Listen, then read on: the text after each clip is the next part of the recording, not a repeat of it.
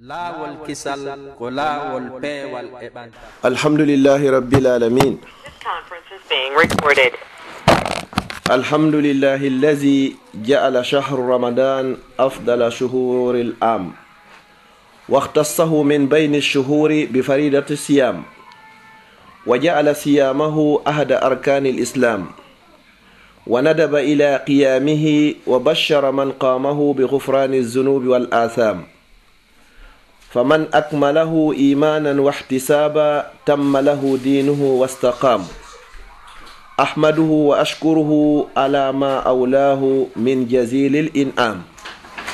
وأشهد أن لا إله إلا الله وحده لا شريك له الملك الألام الباقي على الدوام، وأشهد أن محمدا عبده ورسوله أفضل من صلى وقام واتقى. اللهم صل على عبدك ورسولك محمد مصباح الظلام وعلى آله وأصحابه الأعلام وسلم تسليما كثيرا. أما بعد، فصوم شهر رمضان فريضة يصام لرؤية الهلال ويفطر لرؤيته، كان ذلك 30 يوما أو 29 يوما، فإن غم الهلال فيعد 30 يوما من غرة الشهر الذي قبله ثم يصام، وكذلك أيضا في الفطر. يا عباد الله، بعد أيام قليلة بمشيئة الله تعالى سنستقبل شهر التجارة مع الله، وهو شهر رمضان المبارك. haray musidɓe julɓe tedduɓe ɓawo yettude Allah subhanahu wa ta'ala, on waɗuɗo lewru suumaye ndun o kayru ɓuri moƴƴude e lebbi ɗin fof. O hertini lewru suumaye ndun kadi farlugol e meɗen koyen horundu. O waɗi kadi horugol lewru suumaye ko gotum e tugale l'islam nen. haray o yiɗinani en kadi daragol naafa e suumaye. O weltiniri kala on dariɗo naafi suumaye wondema o yafotomo bakkatuji makko ɗin e junubu ko waɗi. kala timminɗo suumaye on wondude iman, hara himo felliti o heɓa barjaji ɗin, yo andu hara dina makko kan timmi, o ñiiɓi kadi. En yetti Allah, en sannimo e konko nemin e dow meɗen e nemaji mawɗi. En seedike ala reweteɗo e gonga ko hino nafa rewɗo lorranmo rewari, si wona Allah kanko petto o maraka fidiɗo. ko kanko woni lanɗo e dow kala hunde, ko kanko woni luttowo kadi mo maraka fuɗɗi o maraka o lanni. En seedike wonde annabijo Muhammad ko jiyaɗo makko, ko nelaɗo makko, ko kanko ɓuri moƴƴude e kala ɓen juuluɓe hoori dari naafi, ko kankadi ɓuri moƴƴude e kala hulɗo Allah. En toriki Allah yo Allah on juulu e dow jiyaɗo makko on e nelaɗo makko on, o wiyeteɗo Muhammadu, ko kanko woni lampuji niɓe e ɓeygure makko e sahabaɓe makko ɗi ga'i dariniɗi yarniri l'islamu on ƴiƴe muɗum e jawle muɗum. haray lewru suumaye ndun, haray ko farilla e dow meɗen horugol sen yii lewru ndun, taƴen kadi se yii lewru ndun kadi. haray si tawi jilɓani en kadi, haray daragol lewru ndun ma yi'ugol lewru ndun, haray ko yen horu timmi balɗe 30 e sabbordu suumaye, timmino en kadi balɗe 30 e suumaye ka taƴoygol kadi. haray ko onon yo jiyaɓe Allah, ɓawo ñalɗi fanɗuɗi ni raɓɓiɗuɗi, en jaɓɓoto ndu lewru njulankaku wondude Allah subhanahu wa ta'ala, ndulle ko lewru suumaye. haray yewtere men nden inchallah en yewtay ɓure ko woni e suumaye, yewton naforeji kadi ko woni e suumaye, yewten kadi ko honno hanɗen jaɓɓorade suumaye, yewten kadi fi suumaye tugale muɗum. si ɗum ɗon feƴƴi kadi haray inchallahu haray yogalande e hino ga kadi. haray inchallahu miɗo toro Allah min wonɗo e yewtude o yo Allah hawrindina e ko yaadi e deftere Allah nden, sunna nelaɗo makko on sallllahu alayhi wa sallam. waɗa yewtere nden kadi hara ko fi Allah woni ko nde yewtira kadi, waɗa ka mandake an e ka mandake moɗon en fo meɗen, ñande tawata e wawana hoore meɗen, ñande tawata jawdi e wiɗɗo nafata, siwna on arɗo ka Allah e ɓernde hisude e sirku. musidɓe julɓe, min fadaili ramadan, no jeeya e ɓure lewru suumaye ndum, o inni wo shahru ramadan shahru mubarakun, lewru suumaye ko lewru waɗandu barke. yuhillu alayna fi kulli amin marratan, suumaye hino e ara meɗen hitande be hitande nde wodere no wodani lewru suumaye ɓure ɗuɗuɗe ɗen wawata limude en anda ko ɗe yelu no tawa ɓure suumaye ɗen ara nun kun almaghfiratu liman samahu wa qama yawtanede bakkatu wonande kala on horuɗo suumaye on o dari o naafi qala rasulullahi sallallahu alayhi wa sallam nelaɗo allah on mo jamɓe kisiye woni e mum maaki man sama ramadan kala on horuɗo suumaye imanan ka gomɗingol wahtisaban e ka hasbitorgol hufira lahu ma taqaddama bin zambi bakkatuji makko ɗi yaafete kala konko ardini hadisun ko muttafaqun alayhi ɗiɗaɓum ɗum e ɓure suumaye mudaafatul ajre bi gayri hisab sowanede barjaji yiɗin ko alda wo e hasibore qala rasulullahi sallallahu alayhi wa sallam nelaɗo allah mo jam e kisi woni mum maaki fil hadisi l qudusi e hadisu qudusi anir rabbi eggaɗo e joomi meɗen azza wa jalla o mawni o teddi o inni kullu amali ibni adama lahu illa sawm kala gollal ɓingal adama ko kanko jogi si wona korka kan fa innahu li wa ana ajizi bihi ɗum ɗon ko min allah jeeyi ko min kadi woni ko yoɓata wowa ma'lumum hino anda anna kullal amali no golleji ɗin fop wal ibadati e dewe ɗen fof lillahi ko allah on wodani taala towɗo on walakin ko woni tun nasaballahu allah on dambi azza wa jalla o mawni o teddi asiyama korka kan li nafsihi wonande hoore makko fi honnum o dambari golleji luttuɗin foppe e makko si wona korka kan wo tashrifan ka mawningol ka wa ta'ziman e ka mawningol li hadhihi l ibadati wonande ngal ɗo dewal fa hadhihi l ibada ngal ɗo dewal wo sirriyatun ko gundo yankowal baynal abdi hakkunde jiya ngengel wa rabbihi e joomi makko yatabayyanu fiha hino ɓanga e ngal dewal ɗo al ikhlasu laaɓal bi'a ala darajatihi ka ɓuri towude e darajaji muɗum wali haza ko sabu ɗum ɗo kana laati sharafuha mawnugol ngal dewal ɗo aliyan ko towuɗum haray dewe ɗen fop wayni ko jiyangel ngel jeeyi no woodi windaɗo baraji muɗum si wona korka kaɗo o bakika e makko tati on qubulu du'a ko jaɓanede du'a wa anna du'a as-sa'im no torare horuɗo la yuraddu ruttatake li qawlihi sallallahu alayhi wa sallam sabu mako nelaɗo mo jamɓe kisiye woni mum wo salasatun tatono ton la turaddu da'awatuhum ruttatake torare maɓɓe ni al imamu l adil yeesojo nunɗuɗo wa da'awatu sa'im e torare horuɗo hatta yuftir hande o hunto wa fi riwayatin ari fillaye goo hina yuftiru sanga o huntoto wa da'watul mazlumi e torare toñaɗo akhrajahu ahmad wa tirmizi wa ibnu majah ko yaltini oɗo ko imamu ahmad e imamu tirmizi e ibnu majah nayi on e ɓure suumaye ashafa'atu korka kanka tefano e jommum yaqulu nabi sallallahu alayhi wa sallam nelaɗo allah mo jambe kisi woni mo maaki wo alqur'ana qur'anar ne wasiyamu e korka kan yashfa'ani lil abdi ɗum ɗo ko tefanoyey ɗum jiya ngengel yawmal qiyamati ñalan dargal fa yaqulu siyam korka ka wiya ay ko no rabbi joomi an mana'tuhu mi haɗimo atta'ama ñamete washahawati e tuyoji fa shaffi'ini fihi mi torikema tefinanan e makko wa yaqulu alqur'an qur'an on kadi wiya mana'tuhu nawma mi haɗimo ɗoygol billayli jemma fa shaffi'ini fihi accumi tefanamo akhrajahu ahmad wa tabrani ko yaltini hadis on ko imamu ahmad e imamu tabrani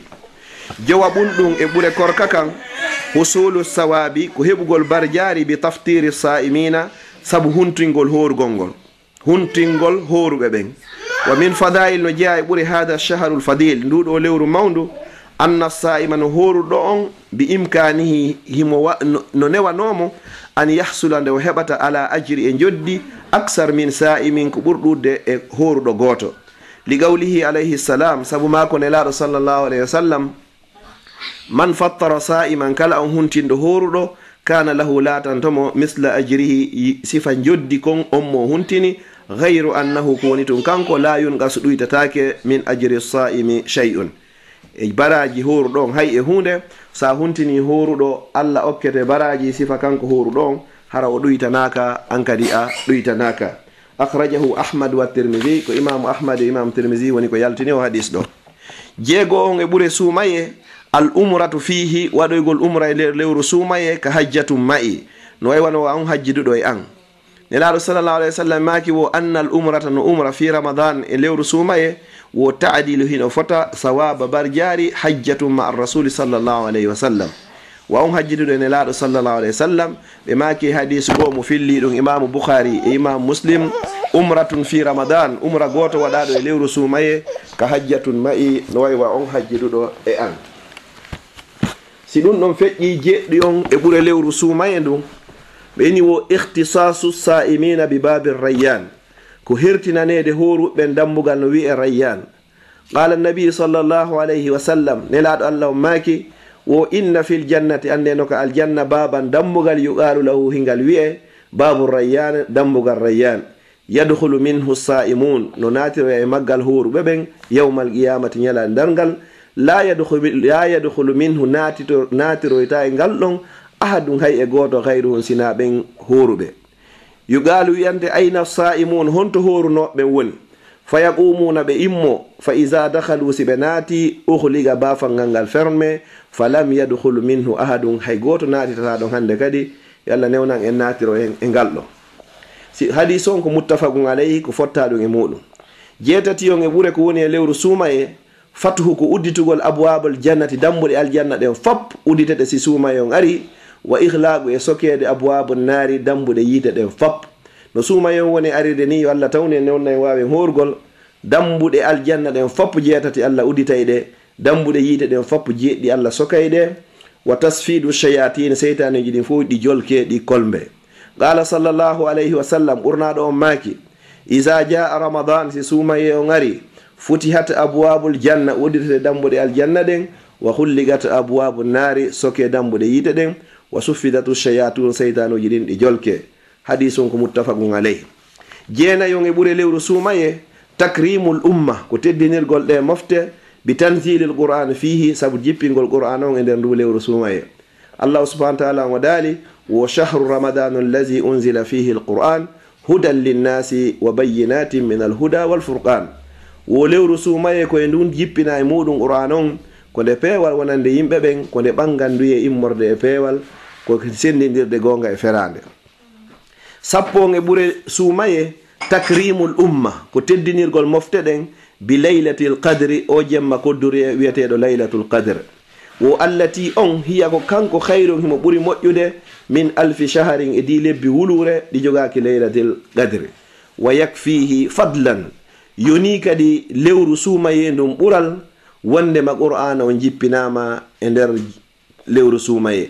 allah daali inna anzalnahu fi laylatil qadr laylatul qadri khayrun min alfi shahar. womin jippini dey nde qur'ana jemma laylatul qadri wama adraka ma laylatul qadr laylatul qadri khayrun min alfi shahar.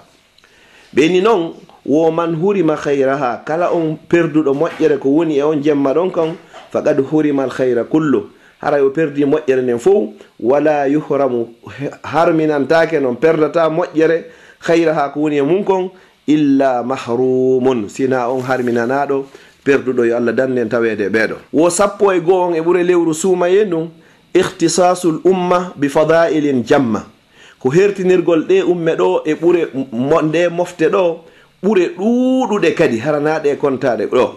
no tawa e majje. qala sallllahu alayhi wa sallam nelaɗo allah ummo jamɓe kisi woni mum maaki wo utiyat okkama ummati mofte an ɗen hamsu hisalin piiji 5 fi ramadan e nder lewru suumaye lam tu'taha okkaka ɗiɗo ummatum mofte qabli ko adi mofte an ɗen. ko wondi woni ɗen piiji 5 go'o wo hulufu famu sa'im barngol ko ukkoto hunduko horuɗo kon wo atiyab ɗum no ɓuuri urude indallahi ka allah min rehil miski e o parfe wiyeteɗo misk. goɗɗo simo hoori haray ko hunduko makko luuɓi kon ɗum ɗon hino wela allah ɓuri o parfe wiyeteɗo misk. wo ɗiɗi wo tastahfiru lahumul malaika hatta yuftiru si goɗɗo kad no hoori wo halay malaika ɓe no torade allah yo allah on yaafoɓe ha tuma nde ɓe hunti wo. tati yuzayyinu llahu azza wa jalla kulla yawmin jannatahu ñande be ñande haray allah no hebilde waɗugol décoration aljanna makko on wonande ɓen horuɓe. nayi wa yusaffadu fihi maradatu shayatin kolmbe kadi e nder lewru suumaye hooreeru ko ɗum woni cheytaneji ɗin murtinay ɗin fof ɗi nange ɗi kolmbe ɗi jolke. 5 wa yahfiru lahum fi akhiri laylatin allah kadi hino yaafo kadi mofte ɗen kadi e jemma sakkitiɗon e jemmaji suumaye. aren noon ka ɓural sappo e ɗiɗaɓal wo tafdilul a'malu fihi ko ɓurdinede golleji ɗin e nder lewru suumaye o inni wa anna al a'mala fihi no golleji ɗin e lewru suumaye mudaafun ko soweteɗum wa yubaraku no waɗe barki kadi lil mu'mini wonande gomɗi on fihi e nder lewru non bir rizqi sabu arsike on sappo e tati e ɓuri lewru suumaye wo lillahi utaqa'un minan nar no wodani allah rinɗinteɓe natugol yiite wa zalika kulla laylatin min ramadan ɗum ɗon ko kala jemma e suumaye on haray no woodi ɓe allah subhanahu wa ta'ala on rinɗinta e natugol yiite jahannama hara ko windanoɓe naata e ɓe yiite jahannama yo allah waɗu en e ɓen rinɗinaɓe hara en wowli ɗo ɓure haray ɓure sappo e tati e ɓureji lewru suumaye joni noon ƴetten ɗo kadi nafooreji ko honɗum woni nafoore neɗɗo si hoori ko heɓata min fawaidi siyam no jeeya e nafooreji neɗɗo si hoori ko heɓata kon wo annahu yu'awwidu sabra wa yuqawwi alayhi hoorugol hino wowtina goɗɗo muñal o jo heɓa kadi doole e hoore ko hoori kon kadi sabu na goɗɗo simo hoori kala ko ndi waɗuma ko yayno inni sa'im andi toon hay mawɓe men ɓen si ɓe hoori ni joni payi kum bonni goɗɗum ko ɓeynata so tawi mi hoorano ma ɓeyna joni si mi huntike kiikiɗe mi huwete laahula kono ɗo e kiikiɗe no hewta hara ɓe yejjiti ma hara hay si ɓe yeggitari ɓe tertora payi kum kon sabu ko ɓe horno kon ako ɗum si ɓeyni no jeeya e nafooreji suumaye ɗin hino wowtina goɗɗo ko wiyete ko muñal on titiɗa e maggal kadi wa yuallimu hino andina neɗɗo on kadi dabtu nafsi wa yusaidu alayhi no wowtina neɗɗo on kadi wowgol jogagol wonki mumkin o wowa kadi e hoore muɗum tati wa yujidu fi nafsi malakatu taqwa adday kadi neɗɗo on ka wonki neɗɗanke on kadi ko wiyeke wowgol jogagol ko wiyete kon kulol allah ɗum ɗo fof ko honɗum watta ɗum ɗo ko korka kam nayi yu'awwidu l umma annizamu wal ittihad no wowtina kadi mofte ɗen ko wiyete juɓɓudi ko ɗum woni organisation e pottal kadi hara mo be si tawi ka muɗum ñamayno si suumaye on hewti fof moɓodira yaha ñamoya ka mawɗo musidalɗo ma ka mawɗo gorongol jowi on wa hubbul adli wal musawati wa atifatu rahma no yiɗina kadi neɗɗo nunɗugol si tawi ko suumaye o nunɗa si tawi ko suumaye e fi fonnugol hakkude yimɓe ɓen kadi o heɓa ko wiyete kon kadi giggol e yurmede ka nder ɓernde makko jeego e nafooreji korka yutahhiru l am'a wa yuslihu l ma'ida hino laɓɓina kadi tetekki on tigi ɗin ɓay lebbi sappo e goo haray ko ñamugol tun haray kadi laɓɓina e tetekki ɗin laɓɓinanama kadi fulkuru ndon kadi jeɗɗi kadi wa yunazzifu l batana min al fadalati warrawasib horugol kadi hino laɓɓinanama ɓandu ndun kadi immorde e ñamete hoye luttuno koy ko ɗum woni ke e tundeli kadi ko wonno ka ɓandu on tigi jeetati on yukhaffifu min wata'ati samni wa saqli l batani bishahmi hino ɗuytanama kadi teddugol fulkuru ma ndum fayfayire ko wonno e ɓandu ma kon hino ittanama kadi ko reedu nun tedduno kan ndu teddiri kadi hara ko sabu ɓellereji ɗum ɗon fappo ittana e neɗɗo on sabu ko hoori kon jeenayi on yu'inu l insanu ala l qabdi ala zimami shahwatihi horgol ngol kadi no walla neɗɗanke on e wawgol jogagol sahawuji makko ɗin hara ko joganiɗo sahawu ha ko ɗuuɗi si suumay on hewti haray mo maitrise sahawu makko on o susata accitude sahawu makko on tuuyo makko on sina tuma nde o hunti sappo on wa bihi yudriku l insanu ala ma alayhi l fuqara ko saabu horgol ngol neɗɗo on andirta konko wasuɓe ɓe woni e muɗum si tawi patron joni hooriɗo o weelama o tampi moƴƴa ɗum ɗon adday ha o anda e yo jaka yo ɓe tampuɓe kamɓe ko ni tun woniri alhaali maɓɓe on foti ko suumaye foti hina suumaye ɓeɗo kan haray ko ni tun woniri alhaali maɓɓe on haray ko ɗum ɗon woni nafooreji seeɗa e nafooreji wona korka joni noon ko hikki ɗon kayfa nastaqbilu shahr ramadan al mubarak joni noon en andi ɓure ko woni e suumaye en andi nafooreji ko honɗum woni e suumaye ko honno jaɓɓorten ndu lewru suumaye waɗandu barki ceernojo wi anastaqbiluhu billahwi walla'ibi ene en jaɓɓora e lewru suumaye sabu fijo ndaruji e welsidareji wa tuulu sahari e ɗuɗɗingol kadi hirugol na'uzu billahi min zalika hiɗen muuli allah e ɗum ɗon e watta ɗum ɗon joni noon ko honno jaɓɓorten dow lewru suumaye walakinna al abda salih ko woni tun jiyaɗo allah moƴƴo on yastaqbiluhu himo jaɓɓora lewru suumaye bitawbati nasu ko woni tububuye laaɓuɗo wal azimatu sadiga ko ɗum woni e finde gongude kadi ala ihtinamihi wondema o profita e tanji ɗin ko woni e nder lewru suumaye wa imaratu e wurnitugol awqatihi tanji makko ɗin foof ko wurnita e lewru suumaye hara ko bil a'mali salihah hara ko golleji moƴƴi sa'ilina Allah hara himo toro Allah azza wa jalla ala husni ibadatihi yo Allah newnanmo o wawa waɗugol ɗum ɗon o moƴƴina dewal makko ngal joni noon ko jaɓɓorten lewru suuma yenum ko bil a'mali salihah ko golleji moƴƴi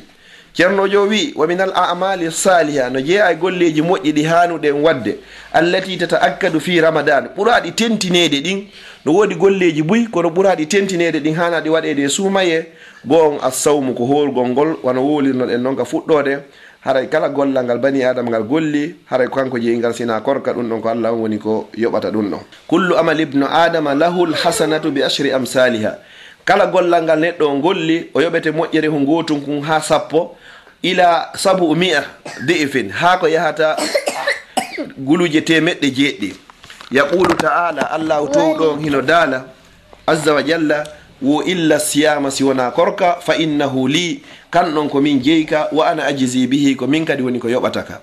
walakin o wi tum wo man lam yada qawla zour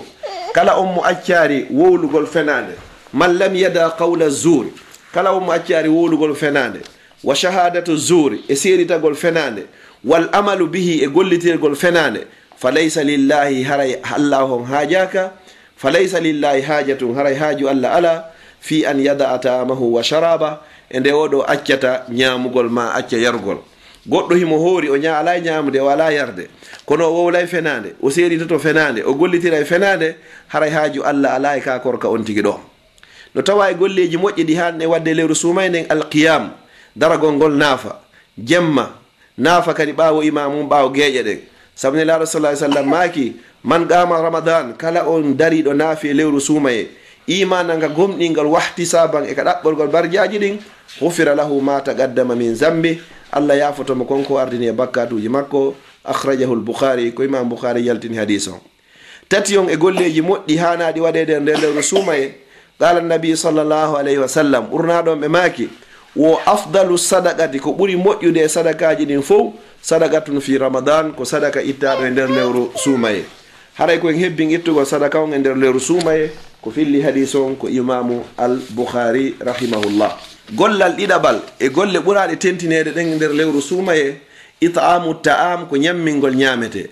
qala llahu taala allah towɗon daali wa yut'imuna ta'ama hiɓe ñammina ñamete on ala hubbihi e dow yiɗugol ñamete on ma yiɗalngol ñamete on miskina miskinɓe wa yatiman al yatimaɓe wa asiran e dahaɓe ɓe wiya innama nut'imukum ande ko min woni ñamminirde on li wajhi llah ko fi allah la nuridu men falaka minkum e juuɗe moɗon jaza an joddi wala shukuran wona yettede ma mantede allah dal ɗum ɗo ka deftere makko wa qala sallllahu alayhi wa sallam ɓurnaɗon ɓe maaki wo ayyuma mu'mini gomɗinɗo wo gomɗinɗo at'ama mu'minan o ñamɗini gomɗinno o gomɗinɗo ñammini gomɗinɗo ala juu'in e dow heege at'amahu llahu allah o ñamminoyeymo min thimaril janna immorde dinɗe aljanna ɗen wa man saqa mu'minan kala on yarnuɗo kadi gomɗinɗo ala zamain e dow ɗonka saqahu llahu allah on yarnoyeymo min arrahiqil maktum immorde nde ɓeere wiyetede rahiqul maktum yo allah newnan en yaroyen e ɗum ɗo haray ñammingol ko julɗo on haray ɗum ko nema molanaɗo noon haray yarnugol on ti kadi ko nema molanaɗo jowi on e ɓuure e golleji moƴƴi watteɗi ka nder lewru suumaye taftiru sa'imin haray ko huntingol horuɓe ɓen man fattara fihi sa'iman kala on huntinɗo horuɗo e nder lewru suumaye kana magfiratan li zunubihi ɗum ɗon wona e sabu ko yafana bakkatuji makko wa ittuqu raqabatihi min annar e ko rinɗina dane makko nen kadi e natugol yiite wa kana lahu misla ajrihi min gayri an yunqasa min ujrihi shay hara kadi himo mari baraji yeru onmo huntini ɗon kadi hara goto e maɓɓe ɗuytanaka baraji ko heɓi kon qaalu sahabaɓe maki ya rasulallah ko ayyonelaɗo allah laysa kulluna yajidu ma yuftiru bihi sa'im wo wona men fo wawata heɓude konko men ta huntinirta ɗum horuɗo fa qala rasulullahi sallllahu alayhi wa sallam on saynelaɗo allah o maki yu'ti llahu hadha sawab allah on okkay ɗi barjari ɗo liman fattara sa'ima wonande on huntinɗo horuɗo ala mazaqqati labanin hay sey ko woɓande wotere ɓira aw tamrati mara ko tamrore wotere aw sharbata ma'i ma hara ko woɓande wotere ndiyam wa man saqa sa'iman kala on yarnuɗo horumuɗo saqahu llahu allah on yarnoyeymo min hawdi ka wendu an sharbata yarande la yazma wo ɗonɗatake badaha ɓawo nden ɗon hatta yadkhula aljannata ha o nato ya aljanna. haray sa itigi ha goɗɗo yari ndiyan ɗan soduɗa ma ñami tamorore nde soduɗa ma a waɗanimo ɓira o yari andu Allah subhanahu wa ta'ala o yarnoyde ka wendu ne laaɗo ɗum ko wendu kawsara yarande wotere a ɗonɗatake ɓawo ɗum noon kadi haray pooma abadan. si ɗum ɗon feƴƴi e golleji moƴƴi hanaɗi waɗede ka nder lewru suumayeɗin al ijtihadu fi qira'ati l qur'an ko tinnagol wakkilo e janngugol qur'an e nder lewru suumaye no tawa e muɗum kasratu qira'ati l qur'an janngugol bus ɗiɗi on kadi albukai ko wullugol ma wullinkinagol inda qira'atihi sanga jangata qur'an aw sama'ihi ma nanda qur'an khushu'an ka yankinanagol Allah subhanahu wa ta'ala. nelaɗo sallallahu alaihi wasallam e maki wo jange qur'ana wullon so wawata wullude haray wullinkine. nelaɗo sallallahu alaihi wasallam e maki wallazi yaqra'u alquran wo on neɗɗo jangayɗo qur'an wa huwa mahirun bihi hara mo wawi qur'ana on ma as-safaratil kiramil barara wonde e ɓe malaikaɓe tedduɓe kadi. wa qala sallallahu alayhi wa sallam nelaɗo Allah maaki la yaliju nar natoyta yiite man baka kala on wulluɗo min khashiyatillahi immorde kulol Allah. si goɗɗo miijitigue fi Allah ha wulli hara ko fi Allah woni ko wullinimo nde yiitere wullude ɗon fi Allah haray Allah harminani nde yiitere ɗo natoygol aljanna. jeɗɗi on e golleji hanaɗi waɗede tentinaɗi ɗin hanaɗi waɗede nder lewru suumayendum al itikafu ko ufinagol. kana sallallahu alayhi wa sallam latnoke ɓurna ɗon ya'takifu hiɓe ufinotono fi kulli ramadan e kala suumaye al ashrul awakhir ko ɗum woni balɗe sappo sakkitoreɗe min ramadan ka suumaye. falamma kana tumane latino al amu lladi nden hitande qubida fi nde ɓe faati e muɗum ɓay ha hewti hitande ɓe faati e muɗum nden e itakafa 20 yawman ɓe ufinino balɗe nogay. wa huwa waɗugol itikafu min al ibadat ko jeeyaɗum e dewe allati ɗen tajmau muɓidirayɗe kathirun ko ɗuuɗi min at-ta'ati immorde e dewe wano honɗum kat tilawati wano janngugol qur'an. si goɗɗo no ufini e juulirde haɗa mo janngude qur'an wassalati e juulugol ko ɗum woni naafugol wa zicri e jantagol inde Allah wa du'a'i e toragol wassalati ala nabi e juulugol e nelaɗo sallallahu alayhi wa sallam wal istighfari e insinagol wa gayriha e ko hina ɗiɗo immorde e dewe moɓodirayɗe a wawi waɗugol ɗeɗo foppu o si tawi hara hiɗa ufini ka nder juulirde.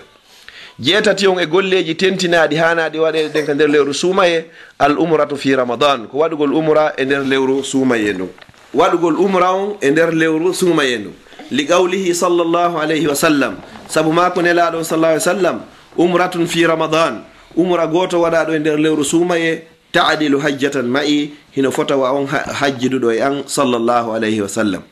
jeenayi on e golleji hanaɗi waɗede nder lewru suumaye al iktharu min azikri waddu'ai wal istighfar ko hebbingol e jantagol inde Allah e toragol Allah e insinagol kadi. ɓeni wo fa fi ayyami ka ñalo fa fi ayyamin wa layali ramadan ka ñalormaji e ka jemmaji haray lewru suumaye num fo haray ko yontigi tinmo e tommagol toragol Allah subhanahu wa ta'ala. tentininon ɓe tentininon indal iftari sanga nde on tigi no hunto maɗum sulusul laylul akhir maka tataɓal sakkitoral jemma maɗum kadi al istighfaru bil ashari ka insinagol kadi ka wattande haray subaka ko ɗum hara no lutti leere goto ma leereji ɗiɗi ɗo e subaka on heewu on tigi insino fewdo ɗon haray ɗon kadi hino moƴƴi duwa ko jaboto ɗum. joni noon en andi ɓuure suumaye en andi naforeji ko woni e suumaye en andi kadi ko honno hanuɗen jaɓɓorade lewru suumaye ndu. joni noon yewten ko honno woni suumaye ko ɗum ɗon hannoɗen adorade kono en yiltiniri tum fi en andi ɓuure ɗen ka on tigi andi ɓuure ɗen e naforeji ɗi wo hande kadi mo haray mo humpete andugol ko honɗum woni ɗum ɗo. o inni wo assawmu lughatan ko wiyete korka ka haala o al imsaku ko jogitagol. si goɗɗo inni ana sa'im ko ɗum woni ana mumsik ko ɗum miɗo jogiti. amma noon ka shar'an ka sari al islam ko honɗum wiyete korka wo al imsaku ko jogitagol ñamata yarata rendata bi niyyati ta'abbudi wondude anniye rewgol harɗa wondi anniye rewa woni Allah anil akli a ñamata wa shurbi e yarugol wal jima'i e rendugal wa sa'iril muftirati e dendangal ko taƴinta korka kon min tulu'il fajri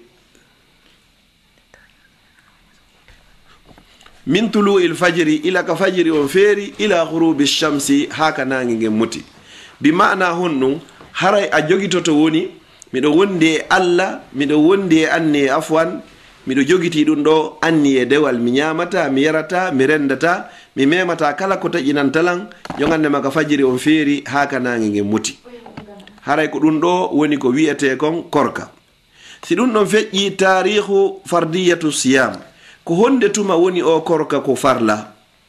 ko ila honde tuma korka kam farla e dow meɗen fi honɗum Allah daali ka deftere makko ya ayyuha allazina amanu kutiba alaykum siyamu kama kutiba ala allazina min qablikum la'allakum tattaqun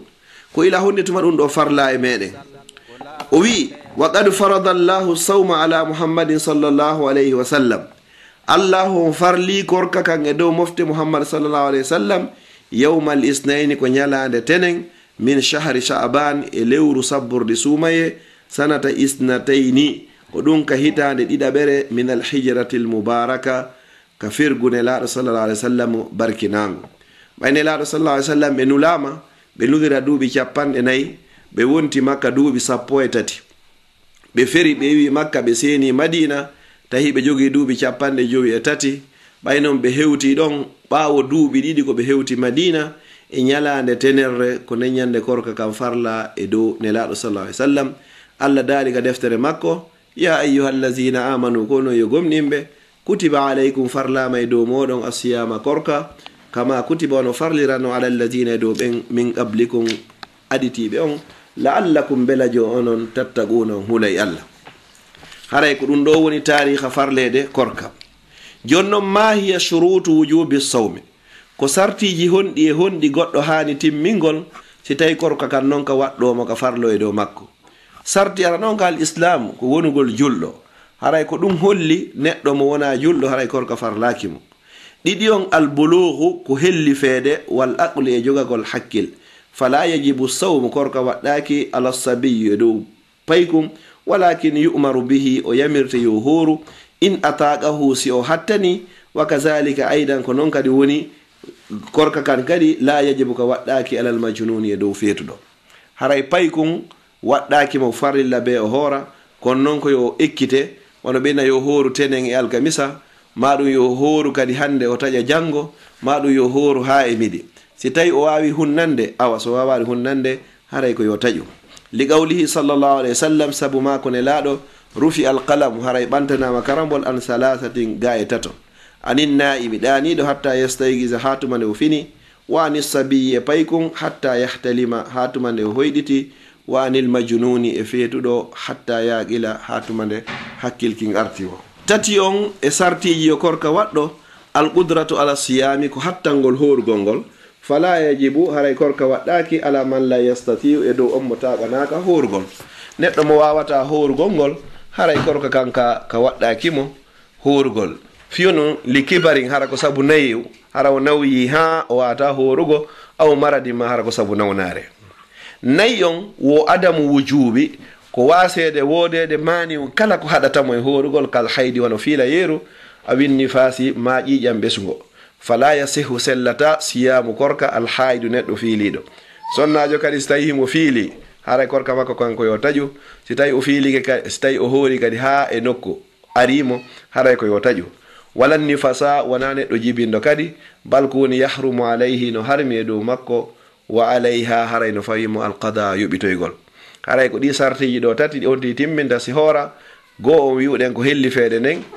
gogon ko wongol julɗo onti wona helli faado hara no jogui hakkil hara wonti kay no hattani horugol ngol kadi hara ala hay hunde kay ko wawata mo haɗude fi horugol ngol si ɗiɗo sartiji timmi haray hande kadi ko yo horu si ɗiɗo manki haray korka waɗɗakimo taw si ɗum ɗon feƴƴi ma hiya arkanu sawmi ko honɗi woni tugale korka ɗen tugale korka ɗen haray ko karamokoɓe wi haray korga tugale korka ko tati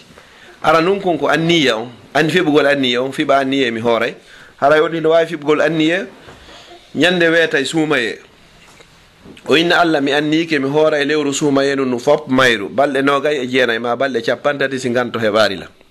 haray on anniya ɗon hino wawa yomnugol himo wawa kadi heyɗintingol anne ñeewo ñande ɓe ñande si hewti ka naafugol o fiɓa ɗon anniya ɗum noga haray hino sella anniye on noon haray ka nder ɓernde o wonata haray na wowleteɗo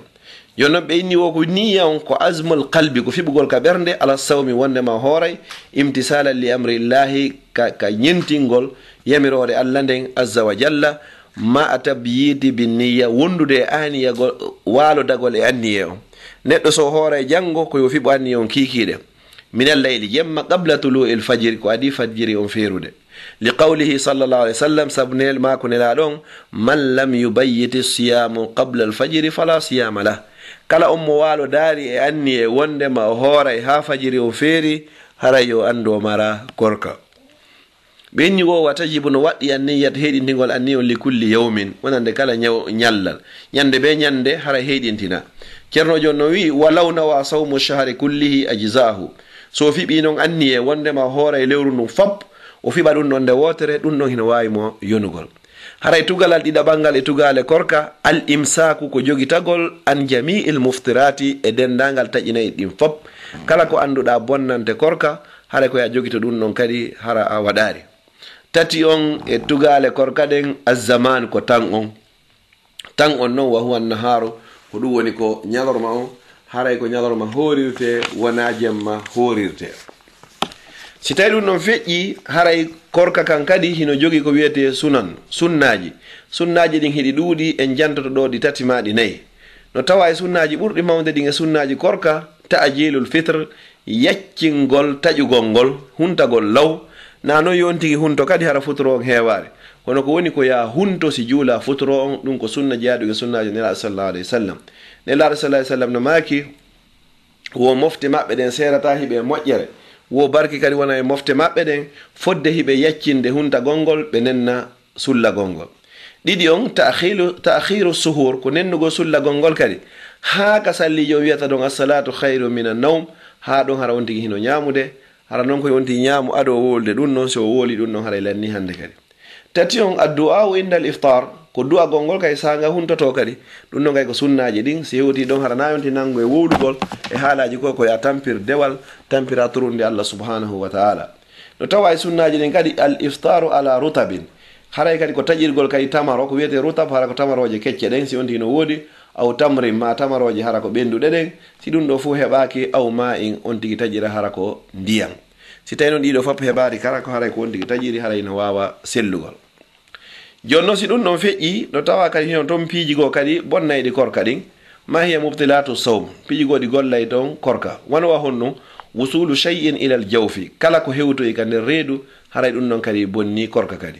ɗiɗi khurujul mani yaltirede mani yon hara tewige passa yaltini mani foti a rendu goɗɗo ma fijir hoorema ha mani yalti haray boni amma noon si tawi hara on tigi o waali o hoyɗiti ɗum noon haray bonnari haray korka makko kan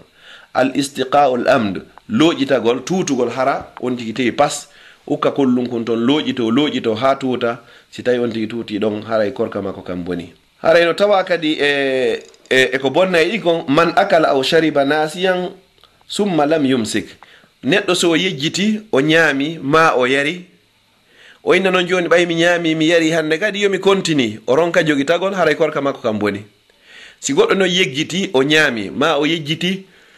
o yari hara himo hoori ko waɗɗimo ko jogitagol so jogitike ɗon haray korka makko kan haray hika selli amma noon so inni joni ɓay mi fuɗɗi gisa yomi continue ɗon haray korka makko kan haray ka boni no tawa ko bonnata korka kan kadi wusulu ma laysa bi ta'amin aw sharabin ila al jawfi kala ko hewtoyi ka nder reedu ton hara na ñamete hara hina ndiyam o haray ɗum noon kadi bonni kadi rafdu niyatu sawmi goɗɗo salo pas o inna kanko ala waldude e anniye on noon kadi haray so hoori korka makko kan ko mere no tawa e bonnay ɗin korka arriddatu anil islamu in aada ilayhi yarton ɗingol ka l'islamu si tawi o artoyi e muɗum goɗɗo hara ko julɗo o ina kanko tigi tigi on o yalti l'islamu few haray himo horu no haray korka makko kan haray ka boni hande kadi si tawi o artoyi so artoyar noon haray woni kefeero hande kadi ɗiɗo fof ko bonnay ɗi haray korka ɓeni noon ammal jima'ul amdu ɓeni noon man akala kala o ñamɗo wa shariba o yari zannan haray mo sikki baqa'ul layli wonnama jemma no lutti summa tabayyana lahu hoti ɓangana mo tulu'il fajiri jaka weetino wo fa hadhihi almubtilat ɗiɗo fof tufsidu sawni bonnay korka kan wa tujibul qada waɗɗina kadi yontigi yoɓu bila kafaratin ko alda e kafara ɗiɗi wowlen ɗo fof amma aljima'ul amd amma rendigo tewango pas min ghayri ikrahin hara ko aldawo e forcede al aklu awi shurb nyamugol yara bila uzrin ko alda e ganto mubahin dagingo fa fihim al kaffara haraydo kaffara no fawi dido goddo tewo pas yida e sonnajo mudum ma tewo pas nyama yara odo haray wada e kaffara o yobita kadi beni wo wal kaffara o non wo itqu raqabati mu'mina ko rindingol dande gomdinde aw siyamu shahrayni ma horugol lebbidi mutatabi'aini jokkondirde aw it'amu 60 miskinan ma nyammingol miskin be cappande jeego jonnon be inni ko hundu woni hikma woni si Allah subhanahu wa ta'ala on farli korka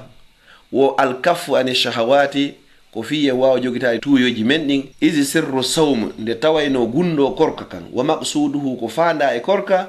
al a'zamu ko mawna ko mawni ko nder muɗum an tankasira nafsu anil hawa ko nde wonki kin helata e kala ko wiyete mbeleede wa taqwa ala taqwa on say ki tiiɗa ki doola moƴƴa e dow kulol Allah bi kaffil jawarihi sabu jogitagol tere ɗen fappo anta aati e ñaamugol ma tashtahihi kala konko hina wela wonki kin haray inchallahu haray ɗum ɗo ko yoga seeɗa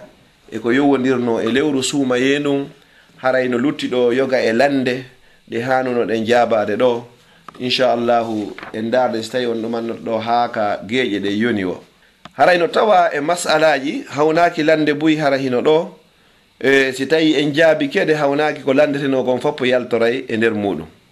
o ini landal aranal ngal man asbaha falam yaakulu walam yashrab summa tabayyana lahu anna zalika alyawmu min ramadan famaza alayhi wo ko honɗum woni ñawore on weetuɗo weeta bimbi o ñamari o yarari ɓe yetomo noon dey awa hande dey ko suumaye honnu waɗi honnu o waɗata ɓe inni fa alayhi an yumsika anil akli washurbi wa yaqdi wo haray ko yo continue ɗon o ñamata o yarata yilto kadi o yoɓitoya ñallal ngal masalan joni goɗɗo ɗo sikke no woodi si tawi koye tenen hoorete masi koye talata goɗɗo noon o waalo e dimanche on kikiɗe law hara o andari si lewru yiyama ma yiyaka weetoya noon bimbi fof télé wano e 8h ɓeyna he andi hande ko suumaye hara noon o waalo dano e anniye o fimano anniye o hooray o andano hay lewru ari oɗo ko honno o gerdata ɓe inni haray ko yo jogito o ñamata o yarata hooti kadi o yoɓitoyay kadi ñallal ngal landal ɗiɗaɓal ngal ɓe inni isa tahiratil haid nahari ramadan famaza alayhi wo sonnajo wonnoɗo e fiilade hara noon himo fiilade e nder suumaye o laaɓa noon ka ñalorma suumaye o laaɓa haray ko honno waɗɗimo ɓe inni wo fa alayha an taakula ma baqiya min al yawmi o waray ko yo ñaamu hande kadi yeru ko lutti kon kadi on e ñallal ngal hande kay o innata ɗon o jogitoto hande kadi landal tataɓal ngal ɓe inni ma hukmu siwak wal hijamatu fi nahari ramadan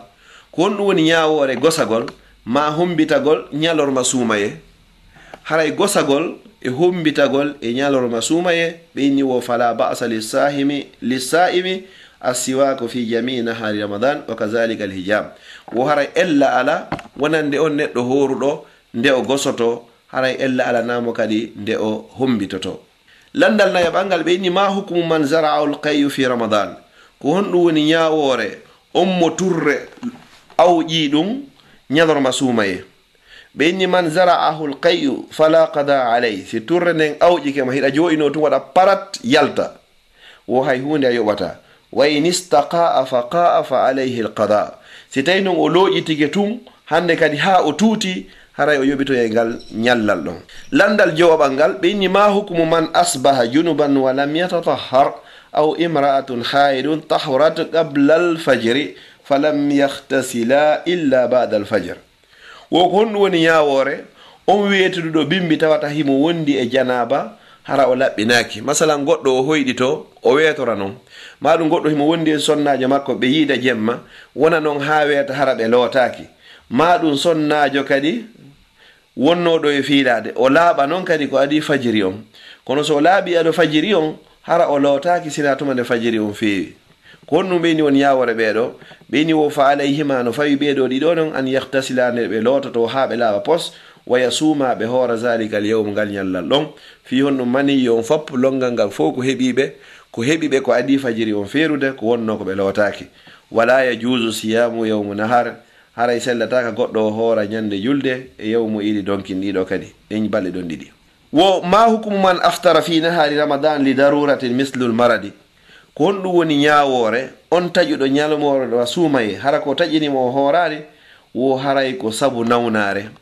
ɓeni wo fa alayhi alqada'u fagat oɗo mo taƴiri sabu nawnare haray ko fawi mo hande kadi haray ko yoɓitugol ngol tun hay hunde fawakimo ɓuri ɗum non ɓeni wo mata yajuzu lana an noftira fi safari ko honde tuma daganto en nde taƴeten si tawi hiɗen seteyagal oyni ɗo si tawi no dagano e nde taƴeten ka seteyagal kala ka onti wawata ɗoytugol julde nden hay si tawi no ganto hay si tawi lorra heɓari ma e muɗum haray kon noon haray o ɗo ceerno joyni o kanko horgol ngol o ɓuuri e suɓade o nelaɗo sallallah alih w sallam koɓe maki wo ɗum ko sadaka mo allah subhanahu wa taala okki on wo jaɓe sadaka o si ɗum ɗon feƴƴi wo ko honɗum woni ma hukum man aftara fi nahari ramadan mutaammidan honɗum woni ñawore on tawiɗo pas ñaami ñalorma suuma e hara o tawi pas ɓeni wo fa alayhi l kaffara no fayimo kaffara on ɗolle kadi haray ko ittu raqabati mu'mina ko ñammingol dande ko rinɗingol dande hara dande nden kadi ko gomɗinde kadi landa sappoɓal ngal oyni ma hukmu man mata wa lam yaqdi sawm ko honɗum woni ñawore on ñawliɗo suuma e o maaya noon hara o yoɓitari hara ko ñawlino kon karamakoɓe goɓe inni la yasumu anhu ahadum wo hay goto wata hooranmo karamakoɓe goɓe inni wo yutamu anhu waliyuhu wo haray waliyu makko ko yo etanmo karamakoɓe goɓe inni wo koyo hooranmo waliyu makko on ɓeeɗa inni hay hunde o watta ɓeeɗa inni koyo ñammin ɓeeɗa inni koyo hoorane ceernojo noon inni warraji o anno ko rutti ko jicci kon e ɗum ɗo yasumu anhu waliyuhu haray koyo waliyu makko on hooranmo bidalili qawlihi sallallahu alayhi wa sallam dalil on kaɓe jicciniroy ko sabu kanelaɗo allah on maaki man mata kala on mayɗo wa alayhi hara no fawimo siyamu korka sama anhu waliyuhu haray yo hooranmo waliyu makko on rawahu muslim ko imam muslim woni ko firli hadis on landa sappo e goo ɓangal ma hukumu man farrata fi gada'i ramadan ko honɗum woni ñawore on welsidiɗo yoɓitugol suumaye hatta dakhala alayhi ramadanun akhar ha naati kadi tawi mo suumaye goo goɗɗo ñawli o suumaye o ronka noon yoɓitude ha suumaye goo kadi ara haray ko honɗum woni ñawore makko ɓeni wo fa alayhi an yutima an kulli yawmin yaqdi haray ko yo yoɓitu ha o gayna o yilto kadi o ñammina kala ñallal ngal o yoɓiti e muɗum haray ko ɗum ɗo woni ko ceernoɓen haray maaki eɗen lande ɗo si feƴƴiɗo landa sappo e ma hukumul hamil wal murde wo ko honɗum woni ñawore on sonnajo sowiɗo e on sonnajo wonɗo e muyninde ceernoɓe goɓe inni wono fawiɓe kamɓe ɗiɗo an yutima yoɓe ñammin wala gada alayhi wo haray yoɓugol fawaki ɓe kamɓe ɗiɗo haray ɗum ɗo ko ibnu umar kanko ko ni o wiiri amma noon imamu abu hanifa kanko ko inni wo yaqdiyani kamɓe ɗiɗo wo koye ɓe yoɓu wala yuti imani ɓe ñamminta few imamu shafai kanko wi yaqdiyani wa yuti imani wo ɓe yoɓay ha ɓe gayna ɓe yilto kadi ɓe ñammina kadi ɓe inni ɗum ɗo ko fi wonɗo e muyninde alhamil ɓe inni wo onno sowiɗo on wo tagdi on non ko yo yoɓu wala tutimo o ñamminta wal murdi wonɗo e muyninde on tagdi on non o yoɓay ha o gayna wa tutimo o ñammina kadi haray oɗo ceernojo mo ɓeyɗi on mazhabuji nayyi woodi e muɗum landal sappo e tataɓal ngal ma hukmu cheikhul kabir wal ajuz allazani la yaqdirani ala siyam ko honɗum woni ñawore on mawɗo e on yummirawo tawata ɓe hattana horugol ngol ɓeni wo fa innal ulama no karamo ko ɓen accumawo ɓe fotti ala annahuma no kamɓe ɗiɗo yoftirani ko ɓe taƴu haray ko ɓe taƴu few hande kadi haray hunde haray woni ko fawaki ɓe woɓɓe wi qila alayhim al itam wo ko ɓe ñammin imamu shafai imamu abu hanifa ko ɗum ɗo ɓe wi woɓɓe inni wo alayhim al itam no fawi ɓe ñammingol ngol tun